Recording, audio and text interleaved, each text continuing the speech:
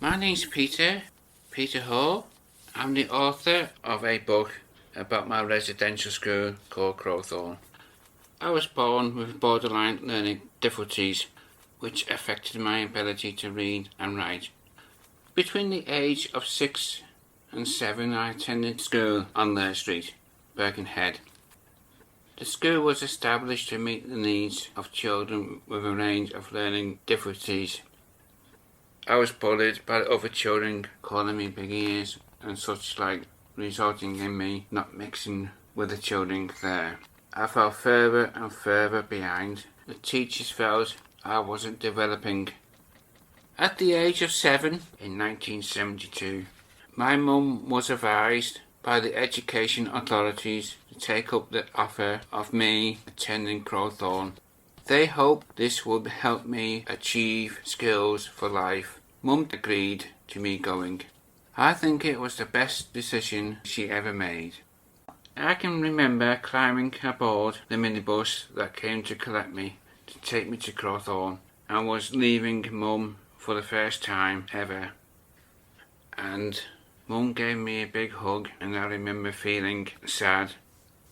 The minibus was white, and our small cases were placed in the hold underneath. We picked up other children en route. I think we were 1 or 2 hours on the bus before the driver announced nearly here, and we all looked through the window in anticipation. We were handed our suitcases and shown to the house. We were introduced to the house staff and other children, and that was when I first met Molly, our house mother. Molly looked after Broadhead House. My first impressions was she is nice. I liked her. I think there were approximately 165 children in total, 15 houses. The service was led by Mr. Sadler, the headmaster. We took our cases to our rooms, and I remember staring out the window of my dormitory across the beautiful countryside. Though it was breathtaking, I missed my mum so much. I cried. There was a fair bit of crying that first night, going to sleep in the strange bed among strangers.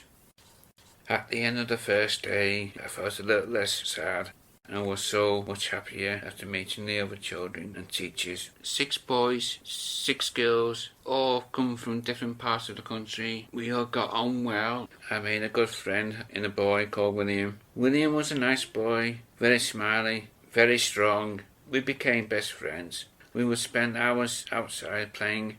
On the weekends, went into town, spent our pocket money, and went to the cinema, which was in our sports hall. Molly often drove the school bus to get us out and about. I really enjoyed our house trips in the minibus to Formby, Windermere, playing hide and seek, going swimming, and we played on the beach. Molly was amazing. I trusted her immediately. We all really liked Molly. Her kindness and her care of us can never ever be repaid.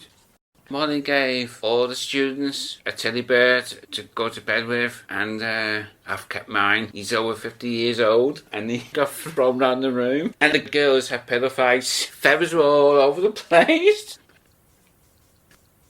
On Sunday we got up, got washed, then we had our Sunday things on, had breakfast, went down to the church. We walked 1.5 miles. Church at my age felt so long and boring. And then, same again, we walked back up 1.5 miles, changed into our playthings, had dinner, and then we wrote letters. Because a lot of people couldn't read or write. What Molly did, she wrote the letter. We said what we were going to say in the letter, and she wrote it, and then we copied it all out, and then she posted it all. And then it was time to go to chapel again, but this was a bit nearer than the church in the morning. Came back, and then we had a warm drink, changed into our pyjamas and bed. For some unknown reason, I had to leave Crowthorne earlier than planned. In fact, 2 years earlier than we all expected it. I asked over the years why. The morning for my departure, I had breakfast with the children and did normal things with them, and they got the school bags, and I couldn't go because I had to stay behind. I watched the school children go to school. Walked down the stairs into the driveway. I was in tears, and I said to Molly, "Have I done anything wrong?" And she said, "No." You'd done nothing wrong. And I just stood there crying in tears. And I kept asking the same question, why? And she kept saying to me, I don't know. Molly gave me a big hug, and I was devastated to be leaving before my time. I kept thinking I'd done something wrong, but we think it was probably to do with the council fundings. I was so disappointed to be leaving my friends, and especially sad to say goodbye to Molly. Thankfully, to this day, we've kept in touch. I always cherish hearing from her. So, got back home, and I had to go to another school. There again, I was bullied because I was different to the others. I've written a poem, and it's called The Day I Had to Leave. I was 7.5 years old when I had to go there. By the age of 14, I had to leave. I was very happy there, made lots of friends, and Molly was my mother. She was a good mother to me. To this day, I still think of her being my mother. I think that's why I loved it so much. She was very kind to me, and she took me into her warm heart. So I guess this is the love story really about Crowthorne, about the area, the magic created by Barlow and the NCH.